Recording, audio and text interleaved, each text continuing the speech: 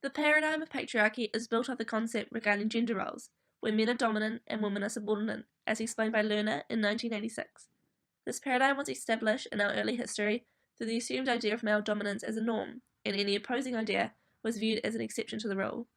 The inferiority of women in the patriarchal paradigm has been justified throughout the years by claiming that the woman's role is maternal, where they are designed to birth children to ensure species survival, as stated by Lerner in 1986. Until recently, the paradigm of patriarchy in healthcare, more specifically midwifery, has been ignored, causing female presence to be invisible or inaccurately represented, as stated by Sandel in 1995. Women were once deemed the wise women in our history, as they took the role of healers and unlicensed medical professionals of their communities, healing with alternative practices such as plants and through spiritual chanting, as explained by Ehrenreich and English in 1973. They were admired for their knowledge, passed down through ancestors and experiences, and at times were seen as magic for their powers of healing. However, as time went on, the men soon began to dominate healthcare, resulting in women being pushed into the lesser power occupations. For example, the men were the doctors, and the women were the nurses who translated the doctor's requests. Ehrenreich in English, 1973. The patriarchy paradigm injected itself into the midwifery profession in the early 1800s through men being present as surgeons and physicians in birth care. However, it was apparent that the majority of power surrounding birth was soon undertaken by the men, as their scope of practice increased from difficult births to pregnancy altogether, as explained by Papson Olson, 1997.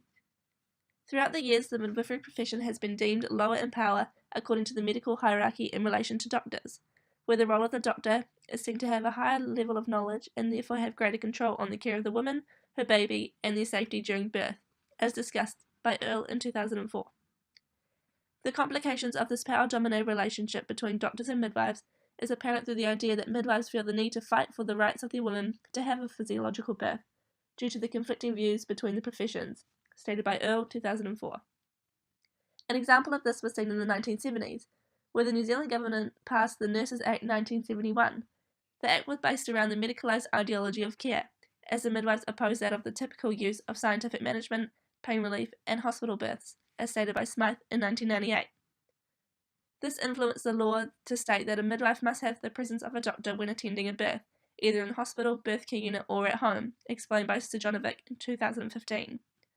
Due to this, the midwives lost their autonomy of their career, causing them to seem incapable to be the primary healthcare profession.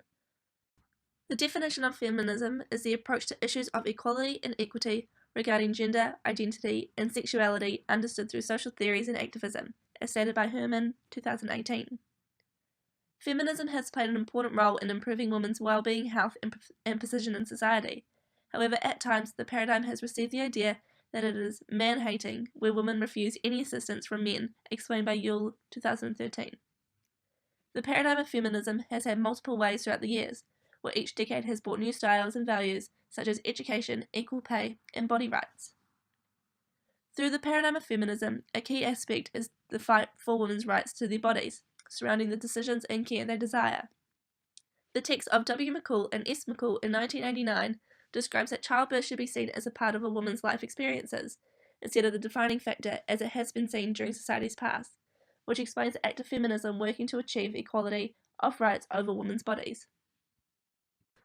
The effects of the link between childbirth and feminism can be seen through the example of the 1970s, where following the Nurses Act, there was a desire by the women of New Zealand to have control over their bodies and choices in terms of maternity care. The protest groups included those of Parent Centre New Zealand and Home Birth Aotearoa, which shed light on the lack of professional midwifery autonomy, to which they feared would further eliminate the physiological birth process, as stated by Pearman in 2005.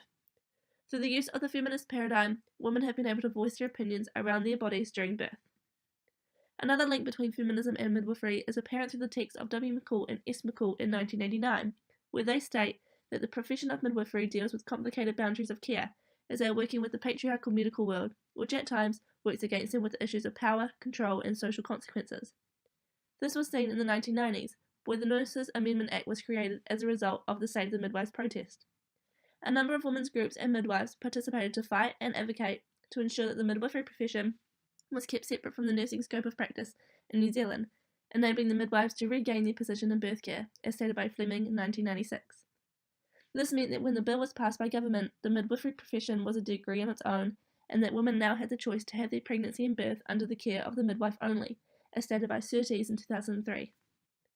According to Julie Lane and Pearman in 2010, this change has resulted to the relationship between midwifery and childbirth to flourish through the paradigm of feminism, as the women were supported through the aspect of partnership, where it includes principles of tūranga kaupapa, which have been developed to uphold the mana of the woman and her family around her decisions for her birth, according to the New Zealand College of Midwives in 2017.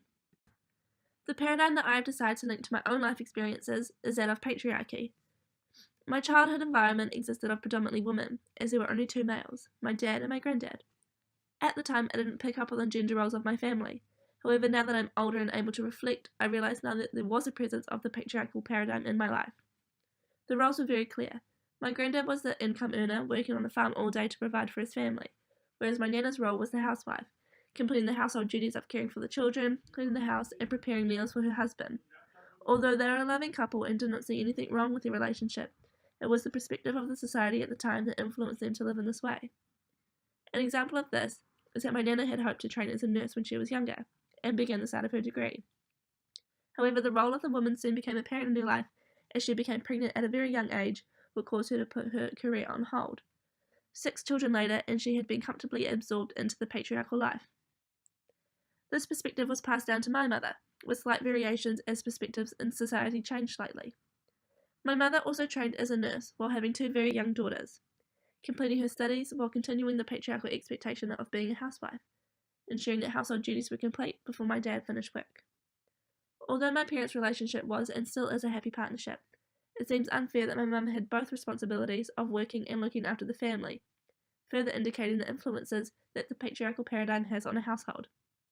While my mother will always remain as one of my biggest role models for her determination, work ethic, and kind nature, I only wish for my future that there will be further development in the expectations of gender roles so that my potential partner and I can be seen as equal.